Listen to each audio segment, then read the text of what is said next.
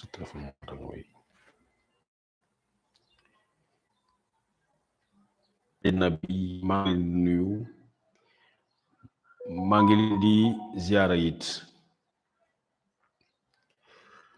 asalaamaaleykum wa rahmatullah asalaamaaleykum waa Sénégal ak doomi Sénégal fépp fi ngeen manti nekk si àddina bi maa ngi leen di nuyu maa ngi leen di ziara di leen balaax te di ko sakku si yéen tey le samedi 19 mars 2022 pratiquement 19h léegi mu jot 18h du moins léegi mu jot bi ma jàkkaarloo ak yéen di def benn breaking news li ko waral moo di depuis ce matin déjà mën naa wax ni sama téléphone arrêté wul di sonner kenn ku ne di bëgg nga aparté woo ak moom pour waxtaan par rapport information yi nga xam ne nee nañu loolu lu ñu gis muy lu bees ci dossier bi nga xam ne moo tere sénégalais yépp di nelaw wax dëgg yàlla am nañu ay dossier am pagaay yu ñu war a gérer mais suñu toogee focaliser wu ci dossier bii Adji Sarr Ousmane Sonko c'est que dafay menacer la stabilité de ce pays wolof dafa ne léeg-léeg garabu guy ngelaw bu koy daanal garab gi du ko gis wala boog da koy xeeb fekk nag garab ngelaw loolu mooy ñëw indi musiba naaru laay problème mu Adji Raby Sarr Ousmane Sonko complot bi nga xam ne ba keroog may tëdd ci biir suuf gëm naa ni complot la te wax naa ko te mooy sama conviction duma ci changer bu ñu si jógulee dina indi ay problèmes yu bari ci Sénégal loolu moo tax ñu ciy sonn loolu moo tax ñu ciy wax saa su ne parce que gannaaw lu bari li nga xam ne wax nañ ko foogoon nañu ni problème yi dañ koy bàyyi dañuy mel ni chaque jour ñu gën koo yëkkatiwaat tey jii gannaaw toute cette semaine depuis la sortie de Ousmane Sonko ba kenn ku ne dugg ci UMS Benno Bokk Yaakaar ak képp koo xam ne existé wu la woon médiatiquement ñëpp dugg nañu di yëkkatiwaat wax ji daf mel ni dañ ko joxaat encore benn jot nañu depuis ce matin benn vidéo bu ñu naan Ndeye Khady avoué na ni ki Ousmane Sonko moom moo def loolu daf ko suturaaloon parce que dafa bëgg a sauver li nga xam ne mooy salon am dama di woon vidéo bi pour ngeen gis ko. Sonko de moo def lépp sama insulte laa doon encadré mais Sonko moo violé booy. waaw ma delloowaat leen ko. sama insulte laa doon encadré mais Sonko moo violé booy. voilà vidéo bi lañ leen génnal tey di ko partager fu ne ma wax leen ko waxaat leen ko Ndeye Khady Ndiaye depuis février 2021 masuta changé version la mu joxe woon vidéo bi je suis à l'aise ma wax ci parce que man maa yóbbuwoon journaliste yi nga xam ne ñoo def interview bi man maa toog bi ñuy def interview bi bàyyi sama rakk bi di Mamoun bi nekk CNews ma encadré ko pour mu mën a def interview bi donc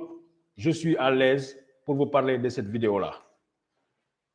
ñu ngi koy réaliser daaw mooy la grande interview bi nga xam ne benn ci interview yi Ndeye Khady def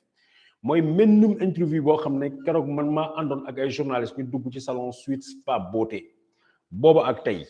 Ndeye Khady mësuta def beneen vidéo mu ngi expliquer ni ñoom dañ ko ne dañ koy jox xaalis 40 millions ne ko nangul nga wax ni Sonko moo def lii dama doon def pour sauver sama boutique sama salon dama bëgg ngeen déglu mu baax dafa ne bi ñu ñëwoon dañ ko proposé xaalis nee na loolu la bëggoon ñu wax mu wax ko mu blanc ba tëdd suuf wax léegi nag extrait passage boobu la ñu dagg fu muy wax ni dañ ko jéem a xooxatal fu muy wax Touré ak CNews ñun ñoo ànd ci salon bi nga xam ne mooy Sweet Spa Beauté booba ak léegi mooy salon Sweet Spa Beauté booba ak léegi beneen journaliste masuta dem foofu te keneen du fa mës a demati ndax salon bi nekkatu fa ndax le moom laay wax le lieu présumé de la commission du crime n'existe plus donc leneen lu ñu leen indi li Ndeye Khady ko wax Ndeye Khady ko def ci lu mel ni xamee leen yére bi xamee leen que keroog interview bi mu koy def mu ngi toog Ibrahima ngi toog ci wet ba man maa ngi toog ci ginnaaw Mamoun muy def interview bi. News Kéwoulo ñoo def interview boobu masuta wax luñ koy bëgg a wax loo donc seen machine de manipulation bi mooy continuer c'est comme biñ leen génneloon vidéo boobu ñu ne montage boobu ñu ne maître Clédor Ciré Ly mooy wax naan si laal na booy bi laal na booy bi laal na booy bi lépp ay waxi tappale la waxi kasaaw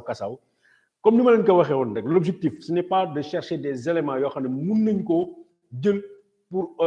condamner Ousmane Sonko déedéet ni ñu mën a yàq deram gàkkal deram yàq deram ba fu nga xam ne fépp mu tourné ñu ne wax na loolu moo tax ñu indi leen montage bu bon bi indaat leen ko ne leen ko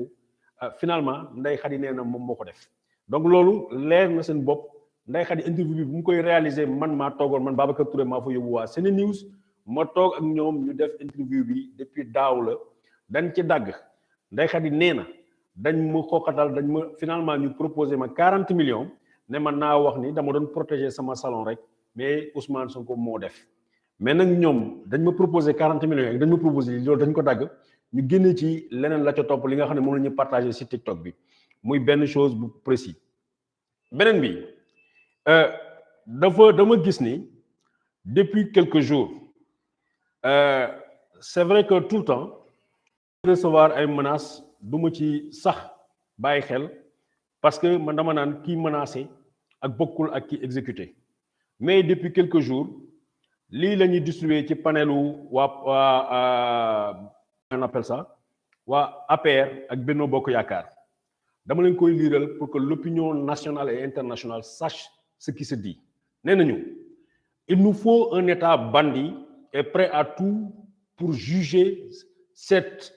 imbécile de Ousmane, cet imbécile violeur de Sonko. Sur ce, il faut prendre toutes les mesures idoines pour faire face. En plus, il faut très rapidement neutraliser tous les manipulateurs pro-Sonko, à savoir Pape Alé, Moustapha Diop, Babacar Touré, Maître Tall, Pape Ndiaye de Walf, Dame Mbodj, etc. muy benn mot d'ordre buy circuler dans les panels Benno Bokk Yaakaar, dans les panels APR. Je tiens l'opinion nationale et internationale à témoin. Man toq ragal nekkul ci man, je suis pas kamikaze, mais toq ragal nekkul ci man et je ne me laisserai pas faire. Du ma mës a croiser les bras, du ma wote fitna, mais du ma toog seetaan kenn nga mbéj ma seetaan na nga dem. Que ça soit très clair et bien dit. Troisième chose su may jeexale mooy gis nañu depuis quelques heures ay journaux ñu annoncé ko ñu ne dañu convoqué ki nga xam ne mooy Ousmane Sonko fële di bureau doyen des juges le 22 wax jooju wérut amut kenn convoqué wul Ousmane Sonko ki ñu convoqué mooy Ndeye Khady Ndiaye pour que ñu entendre ko dans le fond parce que boobu ak léegi waxoon naa bi mu jàkkaarloo ak ki nga xam ne mooy juge d'instruction muy Mamadou Seck moom musuta sax daje ak ki nga xam ne mooy Samba Sall mais Mamadou Seck jàkkaarloo ak juge d'instruction donc moom dañ ko convoqué le mardi bii di ñëw le 22 à 10 heures kii di Ousmane Sonko nag war nañ ko convoqué te dinañ ko convoqué parce que loolu mooy tax ñu mën a génn ci dossier bi buñ ko mën a wax non-lieu il faut mu ñëw ci bureau du juge d'instruction gannaaw bi ko auditionné ba pare lay rendre comment on appelle non-lieu bi wala leneen wala mu décider ni dafay yóbbu dossier bi devant le tribunal pour mu atte mais tant que recevoir Ousmane Sonko pour mu entendre ko dans le fond mënul rendre décision boobu donc loolu laa bëggoon a indil précision benn vidéo bi di circulé ñu leen Ndeye Khady yee ko wax du benn dëgg Ndeye Khady mosut a wax loolu li mu wax mu ngi tegee fële ci Kéwoulo interview exclusive bi mu defal Kéwoulo ak YouTube ak comment on appelle ak SeneNews ñoo demoon ci salon bi visiter salon bi fii ba ilaa yawmi diini benn juge d'instruction demu fa te it benn journaliste demu fa parce que le salon n'existe plus fexe nañu complot borom kër gi pour mu génne Ndeye Khady ak jëkkëram ci kër gi pour ñu mën a effacer toutes les traces donc muy lu leer leneen audio montage yu ñuy def muy circuler ñu ne maître Clédor Ciré Ly moo wax ni ngeen baal ma moo bi sax mu ngi naan si laal na ko ñu ngi circuler ay mot d'ordre nee nañu Ousmane Sonko il faut ñu am état bu bandi bu ko mën a jàpp dugal ko ci kaso bi il faut que pour Ousmane Sonko il faut que ñu am état bu bandi pour ñu mën ko jàpp pour neutralisation boobu xaw ma nag lan la ñu entendre par neutralisation le réseau sénégalais aujourd'hui n'est pas bon pour ñi nga xam ne ñu ngi may suivre dafay mel ni dafay am ay dagg-dagg donc pour li nga xam ne mooy neutralisation bi ñun nag xamuñu lan mooy neutralisation xamuñu lan mooy nañ leen neutraliser mais nañu xam ne man Babacar Touré du ma ragal du ma buqat je ne me laisserai pas faire je prendrai mes responsabilités et j'alerte l'opinion nationale et internationale sur la sécurité de ces personnes yi nga xam ne nee nañu ciblé nañ leen bind nañu benn affaire boo xam ne mu ngi circuler dans les réseaux Benno Bokk Yaakaar ak dans les réseaux APR nee nañu il faut neutraliser ñi nga xam ne ñoom ñooy ay manipulateurs donc mbokk yi lii mooy li gàtt li nga xam ne moom laa ni indil Ousmane Sonko kenn convoqué que le 22 mardi bi ki ñu convoqué mooy Ndeye Khady la mu waxoon démb te loolu la taxaw ba tey te it am na yeneen ak yeneen yoo xam ne jotaguñ ci parce que li ñu bëgg mooy Sénégal wax dëgg yàlla nit ñi sonn nañu ci coow li nañ dem ci leneen jërëjëf.